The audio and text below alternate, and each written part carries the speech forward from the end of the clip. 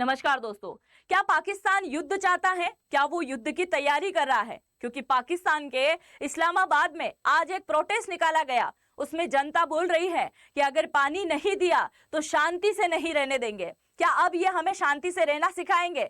इसके साथ ही पाकिस्तान ने अभी एक बहुत बड़ी मीटिंग का आयोजन किया गया, जिसमें बताया जा रहा है कि भारत और पाकिस्तान के मध्य जो भी समझौते हुए हैं उन सब को ये रद्द कर देगा। चाहे तुम रद्द कर दो, तुम्हारे कोई भी फैसले रद्द करने से जब अफगानिस्तान को फर्क नहीं पड़ा तो भारत को क्या फर्क पड़ेगा? क्योंकि भारत के 5 बड़े फैसलों से तुम्हारी सरकार और तुम्हारी जनता सब बौखलाहट में आ गए हैं। उन्हें समझ नहीं आ रहा है कि आगे क्या रिएक्ट करें। इसके साथ ही पीएम मोदी की तरफ से एक बात साफ जाहिर कर दी गई है। उन्होंने कहा कि इंडिया विल आइडेंटिफाई, ट्रैक और punish every terrorist and their Baker.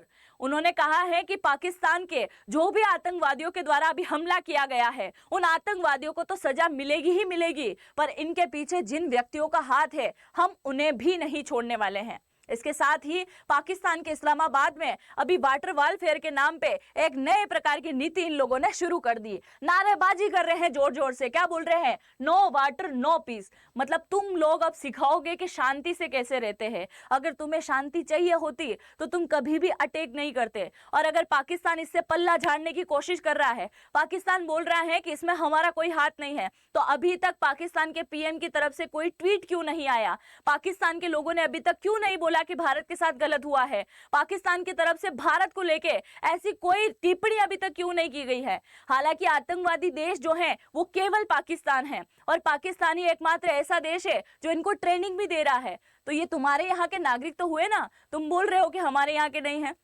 दूसरी बात, पाकिस्तान के जो एक व्यक्ति हैं जिनका नाम है वाटर रिसोर्सेस मिनिस्ट्री को ये संभालते हैं, और इनके द्वारा एक ट्वीट किया गया। ये बोल रहा है कि सिंधु नदी के पानी की एक एक बूंद पे हमारा हक है।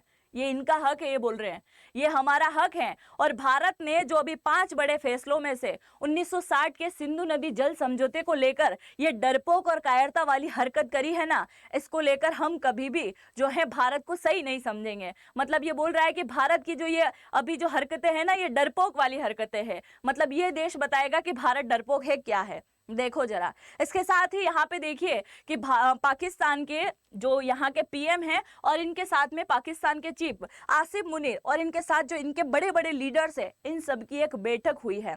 और ये बैठक में इन्होंने बोला कि पाकिस्तान के लिए जो 5 बड़े फैसले हैं वो हानिकारक साबित हो रहे हैं, तो क्यों ना भारत के लिए एक फैसला हानिकारक साबित कर दिया जाए। और ये फैसला इन्होंने किया शिमला समझौता को रद्द करने के लिए। मुझे बताओ कि शिमला समझौता अगर रद्द करोगे तो उससे किसका नुकसान है? याद करो 1971 का युद्ध, जब 90,000 पाकिस्तानी आर्मी सैनिक इंडियन आर्मी के सामने घुटने टिकाने पर मजबूर हो गए थे, और उसी के चलते इंदिरा गांधी और भुट्टो साहब के मध्य में एक समझौता हुआ, शिमला समझौता। अब शिमला समझौता से भारत को इफेक्ट पड़ेगा, ये बता रहे हैं। दूसरी बात, पाकिस्तान के कुछ लोग जो कहीं ना कहीं सही गलत को समझ रहे हैं, वो बोल रहे हैं कि आसिफ मुनीर के द्वारा अभी कुछ दिन पहले जो बयानबाजी की गई थी, इन्होंने कहा था कि हिंदू हमसे अलग है, हिंदुओं की संस्कृति उनकी परंपराएं हमसे अलग हैं, और अगर हम हिंदू मुस्लिम एक होते तो आज 2 देश ना होते, एक ही देश होता। हमारे पूर्वजों ने जो भी किया है वो सोच समझ के किया है। आने वाली पीढ़ियों को पाकिस्तान कैसे बना ये बताना चाहिए। और इनके इसी स्टेटमेंट के बाद में भारत के अंदर 27 लोगों की मौत होती है इन आतंकवादियों की वजह से, तो इनको भी कहीं ना कहीं पाकिस्तान के व्यक्तियों के द्वारा घेर लिया गया है। दूसरी सबसे बड़ी शर्मनाक घटना मैं आपको यहां पे बताने जा रही हूं। आप यहां पे देखिए, एक व्यक्ति जो कहीं ना कहीं केक लेके जा रहा है, यानी कि जैसे ही यहां पे 27 लोगों की मौत हुई, उसके बाद में भारत के दिल्ली के अंदर जो हाई कमीशन है पाकिस्तानियों का, उनमें एक व्यक्ति केक लेके जा रहा है, जहां न्यूज वालों ने इसको घेर लिया। केक क्यों मंगवाया है भाई? सोचने वाली बात यह है। अब अगर हम बात करें तो भारत कहीं ना कहीं युद्ध नीति की तैयारी में लगा हुआ है। आपको मैं यहाँ कई सारे पॉइंट बताने वाली हूँ। देखिए, पाकिस्तान की कराची से अभी क्या किया, एक मिसाइल लॉन्च की गई है। उनका अरबियन सागर के अंदर जो है मिसाइल का परीक्षण किया गया। जिस दिन यह आतंकवादी घटना हुई उस दिन इन्होंने यह काम किया। तो भारत कहां पीछे है? भारत ने भी यह परीक्षण करना शुरू कर दिया। तो इन्होंने किया है सूरत मिसाइल परीक्षण। ये आप देख सकते हैं, बिल्कुल आपको दिखाई दे रहा होगा। भारत को कमजोर समझने की भूल बहुत बड़ी ये लोग कर रहे हैं। सूरत परीक्षण जो है भारत ने अभी हाल फिलहाल कर दिया है। इसके अलावा आपको यहाँ पे 2 ऐसी चीजें दिखाई दे रही होगी जिसके बारे में सुन के भारतीय लोग कहीं ना कहीं गदगद महसूस करेंगे। ये क्या है? तो ये एक विक्रांत एयरक्राफ्ट है ना। विक्रांत, इसका नाम तो विक्रांत है और इसका नाम क्या है? विक्रमादित्य है। इसका नाम क्या है? विक्रमादित्य है, जो कि अभी हाल फिलहाल ये अरब सागर में घूम रहे हैं। बस ये वेट कर रहे हैं भारत सरकार के एक एक्शन का, एक आदेश का, कि जैसे ही भारत सरकार इनको बोलेंगे ये एकदम से टूट पड़ेंगे पाकिस्तान की तरफ। इसका नस्तो नाबूद बिल्कुल मिटा दिया जाएगा पाकिस्तान का। तो एयरक्राफ्ट कैरियर है ये और पाकिस्तान के आसपास ही अभी घूम रहे हैं। बस एक बार भारत इशारा दे दे कि क्या करना है, बस इसको लेके ये पूरी तरीके से रेडी है। देख सकते हैं आप किस प्रकार से ये घूम रहे हैं।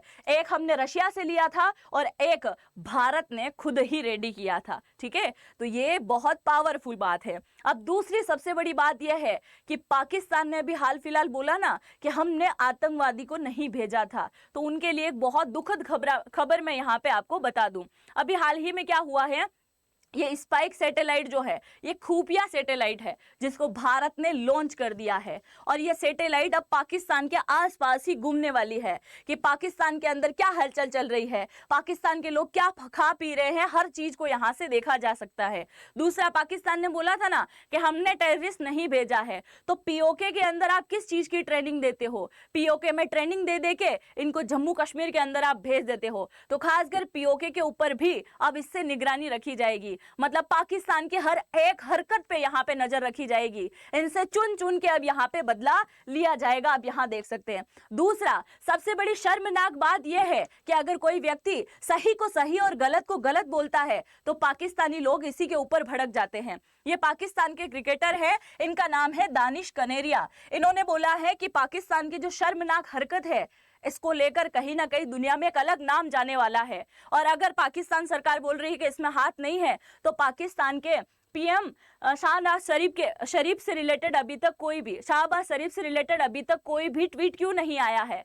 इनके ऊपर भी अत्याचार हो चुके हैं। भारत की क्या बात करो, इनके ऊपर भी अत्याचार हो चुके हैं। ये क्रिकेटर है जिनको लेकर इनके घर में कई बार तोड़ फोड़ कर दी गई है, क्योंकि ये सही को सही बोलते हैं और गलत को गलत बोलते हैं। हालांकि ये पाकिस्तान छोड़ने को रेडी नहीं है, क्योंकि ये बोलते हैं पाकिस्तान मेरी कर्म भूमि भी है और जन्मभूमि भी है, मैं इसी के लिए जीऊंगा और इसी के लिए मरूंगा। ऐसे देश के लिए क्या ही सोचना। दूसरी बात यह है, आपको यहाँ दिखाई दे रहे होंगे, इनका नाम है असरत नदीम, जो कि एक भाला फेंक प्लेयर है। इनको अभी हाल ही में बुलाया गया था बैंगलोर में खेलने के लिए, पर अब इन्होंने आने से मना कर दिया। आएंगे कहां से भाई, भारत ने पहले ही वीजा बैन कर दिया। पर यहाँ नीरज चोपड़ा जो हमारे यहाँ के गोल्डन बॉय हैं, इन्होंने बोला था आप आइए यहाँ खेलने के लिए, पर अब ये नहीं आना चाह रहे हैं। ये बोल रहे हैं कि हम भारत के अंदर आएंगे, भारत में कहीं हमारे ऊपर पत्थरबाजी नहीं हो जाए, क्योंकि पाकिस्तान ने ऐसी ही स्थिति अभी पैदा कर दी है, इसलिए इन्होंने भी अभी आने से मना कर दिया है, जो कि एक भाला फेंक प्लेयर है। दूसरे एक और क्रिकेटर जो है, इनका नाम है मोहम्मद हाफिज। इन्होंने एक ट्वीट किया है पहलगांव टेररिस्ट अटैक को लेकर कि यह सैड और हार्ट ब्रोकन मूवमेंट है, ऐसा नहीं करना चाहिए था।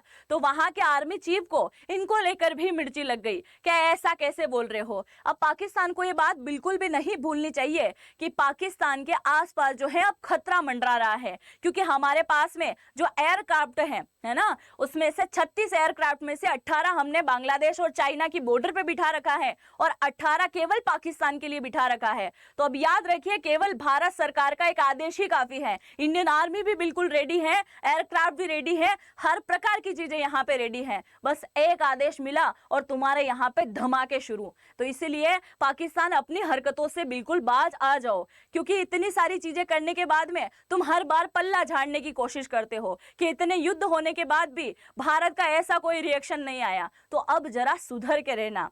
और अगर आप चैनल पे पहली बार आ रहे हैं तो चैनल को जरूर से सब्सक्राइब कीजिएगा, बेल आइकन को हिट करना बिल्कुल भी मत भूलिएगा, और ये वीडियो उन दोस्तों तक जरूर से शेयर कर दीजिएगा जिनको कहीं ना कहीं लगता है कि भारत कोई प्रतिक्रिया नहीं दे रहा है, पाकिस्तान में कोई खौफ नहीं है। आपको मैं बता दूं, पाकिस्तान की वायुसेना में अभी इतना खौफ है कि वो पिछली रात से सो तक नहीं पाए हैं, इतना भयंकर खौफ सता रहा है भारत को लेकर। इसलिए इस वीडियो को जरूर से शेयर कीजिएगा अगर आपको थोड़ा भी गर्व हो भारत की सेना को लेकर, भारत सरकार को लेकर। हम मिलते हैं किसी नेक्स्ट वीडियो में, तब तक के लिए जय हिंद जय भारत।